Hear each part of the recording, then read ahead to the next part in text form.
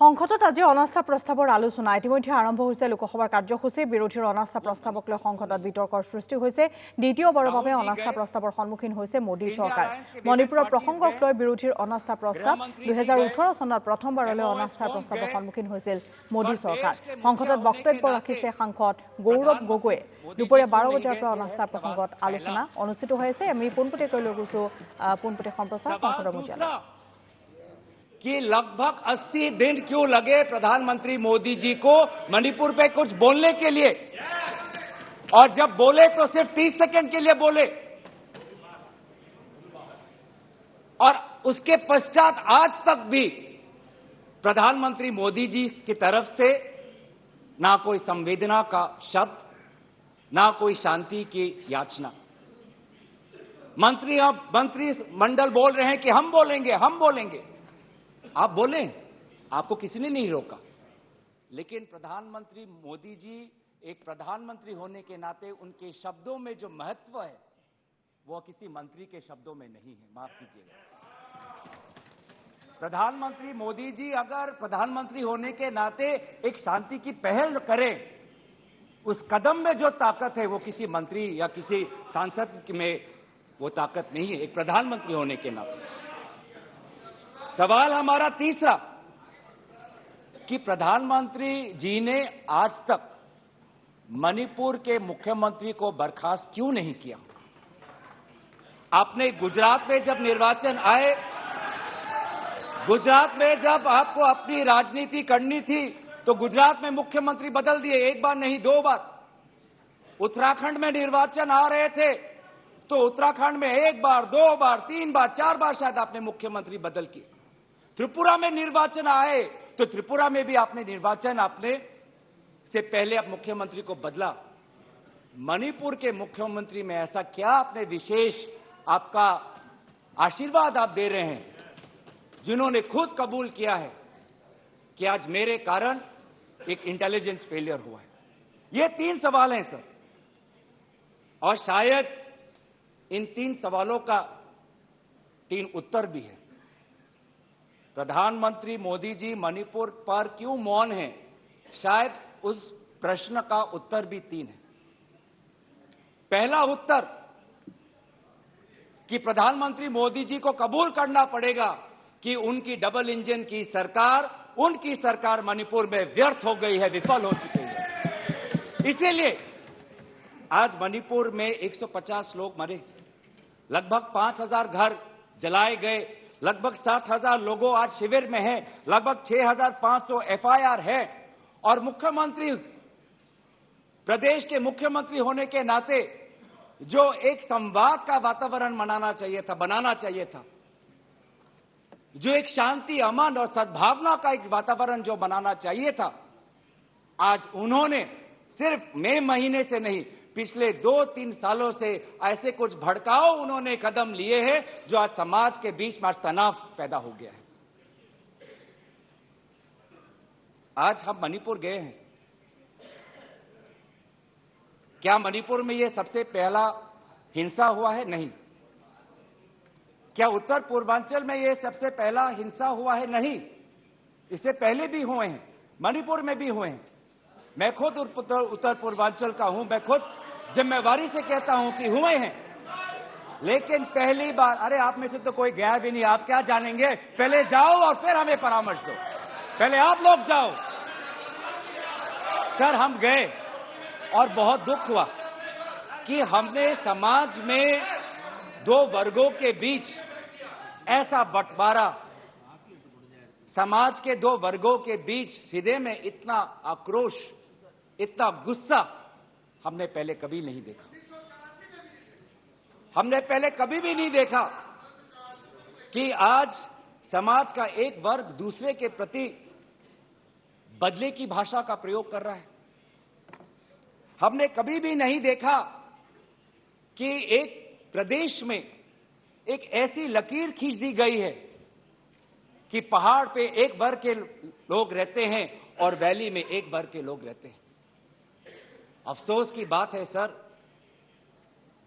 कि जो सरकार एक इंडिया की बात करती है आज उन्होंने 2 मणिपुर आपने बना दिए हैं आपके राजनीति से दो मणिपुर आज बन गए। मैं मणिपुर के मुख्यमंत्री को इस सदन से पूर्व प्रधानमंत्री वाजपेयी जी की राजधर्मों को याद करने के लिए सलाह दूंगा, जिन्होंने कहा कि राजा के लिए, शासक के लिए प्रजा में भेद नहीं हो सकता, ना जन्म के आधार पर, ना जाति के आधार पर, ना समुदाय के आधार पर। सर, आज इस माहौल में अगर सबसे ज्यादा पीड़ा किसी को झेलना पड़ा है तो महिलाओं और बच्चों को। हमने देखे हैं वो वायरल वीडियो में, उनका मैं उल्लेख नहीं करना चाहूंगा, उससे सबको पीड़ा हुआ। पर ऐसे मुख्यमंत्री जी ने स्वयं कहे कि ऐसे 100 FIRs हैं। हम भी गए हैं सर, इंडिया डेलीगेशन, हमारे संसदीय दल, उस परिवार से हम मिलके आए हैं जिसमें 2 महिलाओं के साथ इतना बुरा व्यवहार हुआ, अत्याचार हुआ।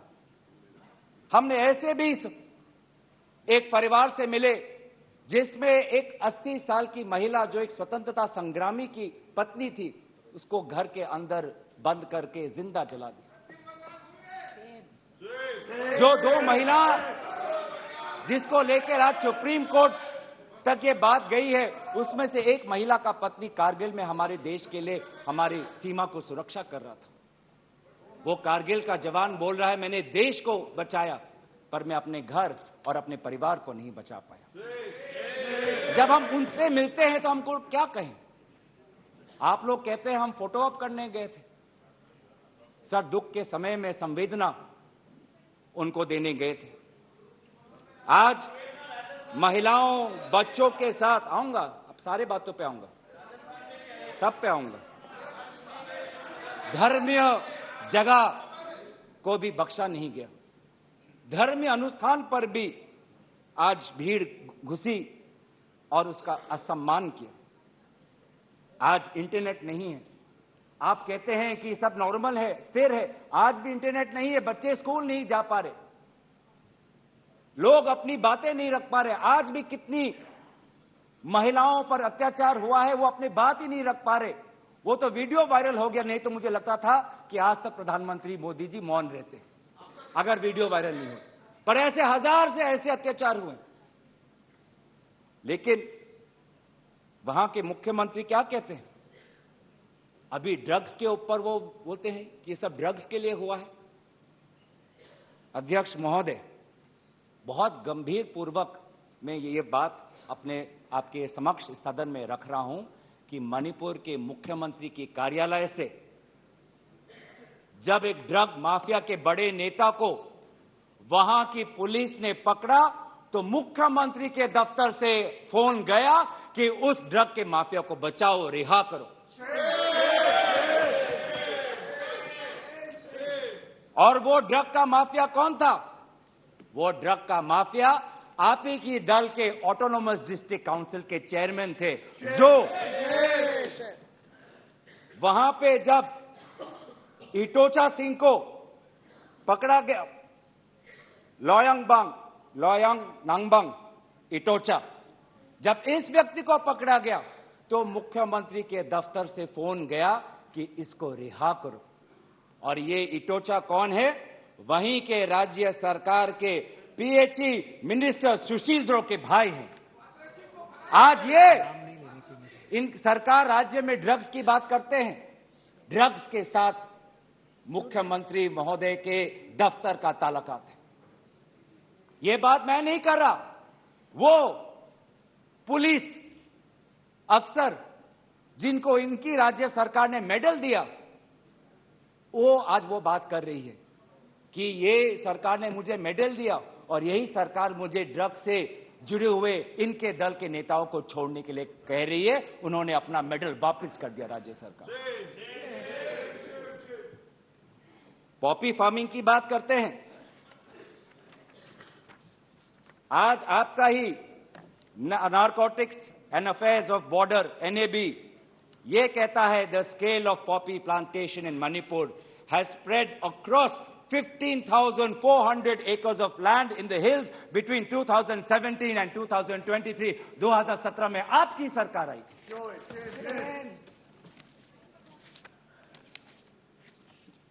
आज इंडियन फॉरेस्ट सर्वे रिपोर्ट 2021 में कहता है that within 2 years time the forest area of Manipur has decreased by 248.63 square kilometers. ये आपके सरकार के नजर के सामने वहां के जंगलों को काटा जा रहा है और पॉपी फार्मिंग को बढ़ावा दिया जा रहा है। गृह मंत्री ड्रग्स को लेकर बार बार वक्तव्य देते हैं, लेकिन गृह मंत्री महोदय आपको भी पता है कि पिछले 5-6 सालों में ड्रग्स की ये समस्या कमी नहीं, थमी नहीं, बढ़ती जा रही है। लगभग 2017 में एनसीआरबी का डेटा है 1113 केसेस, 2021 में 3611। तो ड्रग्स की समस्या आज बढ़ती जा रही है। तो कहीं ना कहीं प्रधानमंत्री जी चाहते हैं कि वो मौन रहे ताकि उनकी राज्य सरकार की छवि धूमिल न हो, क्योंकि उनको छवि से लगाव है। चाहे लोगों पे अत्याचार हो, ड्रग्स की समस्या बड़ी हो, ये उनके लिए महत्व नहीं रखता। पर जैसे कि मैंने कहा कि उनके मौन रहने का कारण 3 है, अभी तो मैंने सिर्फ एक कारण का उजागर किया। और दूसरा कारण यह है, और बहुत मैं सम्मानपूर्वक ये बात कहना चाहता हूं, दूसरा कारण प्रधानमंत्री मोदी जी का मौन रहने का यह है कि आज भारत केंद्र सरकार का गृह विभाग और राष्ट्रीय सुरक्षा सलाहकार आज विफल हुए हैं। क्या हो रहा है मणिपुर में? 5000 से ज्यादा हथियार आज लोगों के हाथों में है। लगभग 35 पुलिस स्टेशन में भीड़ वहां जाकर वहां से हथियार अपने साथ ले जाते हैं। कभी आप जितने भी राज्यों का आपने जो उजागर किया है, कभी ऐसी स्थिति देखी है कि 2 महीनों में एक भीड़ पुलिस थाने में जाकर, पुलिस ट्रेनिंग कॉलेज में जाकर वहां पे जो हथियार है वो लेके जाती है? क्या क्या हथियार ले गए हैं? क्या क्या हथियार लूट के ले गए हैं? INSAS rifle, AK-47, light LMG light machine gun, self loading rifle, SMC, mortar, grenade, bullet proof jacket, 6 lakh enumeration, 6 lakh गोलियां आज लोगों के बीच में है। कि ये राष्ट्रीय सुरक्षा का मामला नहीं है? कहां है राष्ट्रीय सुरक्षा सलाहकार? ये जो बंदूक है, ये जो गोलियां हैं, किस पर चलाएंगे? ये गोलियां हमारे भारतीय सेना के नौजवानों पे चलाएंगे। ये गोलियां मणिपुर के पुलिस पर चलाए जाएंगे। ये गोलियां मणिपुर के निहत्थे लोगों पर बरसाए जाएंगे। क्या क्या आपने आज ये जो हथियार है सिर्फ मणिपुर तक सीमित नहीं रहेंगे सर। लगभग ये जो 6 लाख एम्यूनेशन है, गोला बारूद है, AK-47, ये तो युद्ध के हथियार है, ये युद्ध के अस्त्र है। ये सिर्फ मणिपुर तक नहीं सीमित रहेंगे, ये आज उत्तर पूर्वांचल में भारत के अलग अलग जगह में ये हथियार जाएंगे और भारत के समाज को आज अशांति का वातावरण बनाएंगे। तो क्या कर रहे हैं आप? आज दुख की बात है